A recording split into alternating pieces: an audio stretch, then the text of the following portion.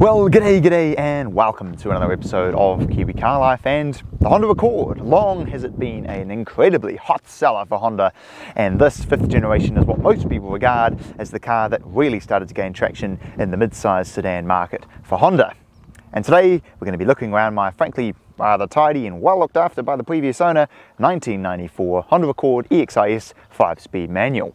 The design of this car today is certainly nothing special. However, there are a few elements of this that I do happen to really like. The front end of this car, while simple, it does have a very nice design to it. I think what really completes it is the sort of black lip kit that runs all around the outside of the car. It looks really nice and just sort of completes the look of the vehicle. The black side skirts and trimmings continue down the side and roll into some frankly tiny, by 2021 standards, 15-inch wheels. And I must say, the back end is one of my favorite areas of this car. I really love the design of the taillights. They're very simple, but they look very nice.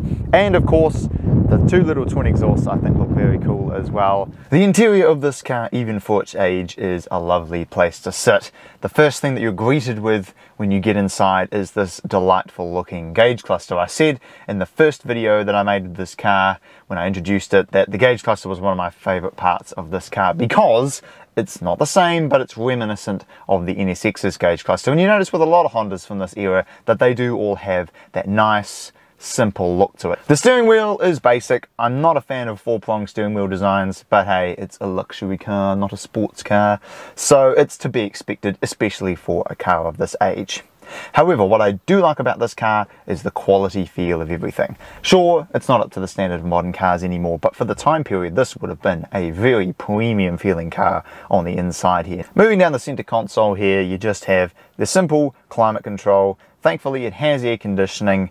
And then moving down, another feature that I really like on a lot of these 90s Hondas is that it has the old style analog clock, but if the car's off, of course, the clock turns off to save battery, but if you want to view it, you just hold down the button and then the clock turns on. Really good feature. And then of course, my favorite part about the center console here is that this car still has the original Alpine tape deck stereo, but not only does it feature a tape player and a radio, but it also has a 6 CD stacker underneath the passenger seat. The last very cool thing about this is that here in the glove box, it still has the original owner's manual. In here, there's all sorts of things. You've got the owner's manual itself, 2 service books, an original accident waiver, which on the back has the directions to the Honda Cars Wellington body shop, which happens to be where I work now. And of course, last of all, you have a dealer list, which shows the many different Honda dealerships from around New Zealand that were running back in 1994. And with the clouds beginning to release their vapor on us today, let's take it for a drive.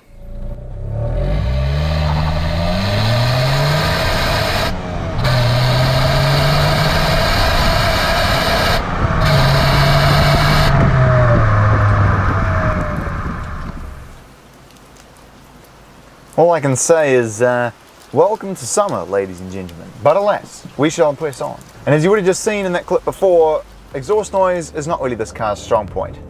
However, intake noise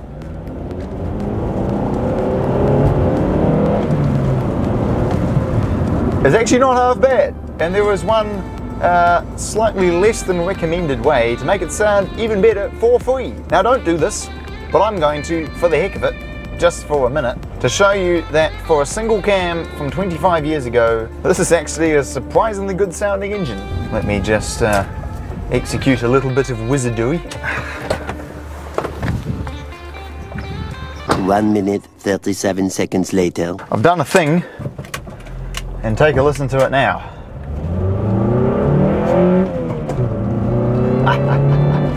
Now, because it's raining, that's all you're going to get, I'm afraid. However, with a decent intake, this car would sound awesome. Okay, the intake air is now being filtrated once more, so let's carry on and talk about said engine that air is going into. This particular one makes 104 kilowatt and 190 newton meters. It's obviously paired with a 5-speed manual that feels marvelous, as you would have seen. It's certainly not slow, but it's not fast either. The first thing that I love about this car is the sheer comfort. It's obviously not a sports car. However, what's nice about it is that it's also not too body rolly. It's a very nice balance between cornering flat and level, but riding firmly and being an absolute boat, it's kind of sitting nicely in the middle there over these big bumps here. Compared to like my Integra, which was truly terrible over this bit of road here, you had to slow down to like 30 k's an hour to avoid snapping your back in half. This by comparison is absolutely lovely. And what really helps with that is double wishbone suspension on all 4 corners. Obviously with it being a cable throttle, it is super easy to heel toe, and said power of the F22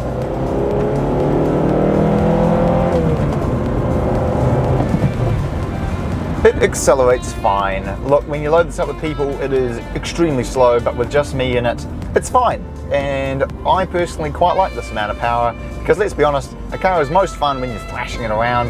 And if you can thrash it around and barely be doing more than like 60 kilometers an hour, then you're going to enjoy yourself more. Steering is obviously light, but with it being hydraulic, it's very easy to place the car. But overall, it's not a hard car to drive at all. Gearbox feels really, really nice. Clutch is super easy to use, and believe it or not, this is still on the original clutch, and it's not exactly engaging sky high. It still engages sort of somewhere in the middle. So this clutch has got plenty of life left in it, that's for sure. And that really is a testament to Honda's build quality back in the 90s, man. Sure, these cars weren't necessarily interesting, but man alive, if you look after them, they will run for a long, long time. So there we are, ladies and gentlemen. Thank you very much for watching this episode of Kiwi Car Life. I hope you found it interesting, taking yet another trip down memory lane into a classic and very tidy Honda.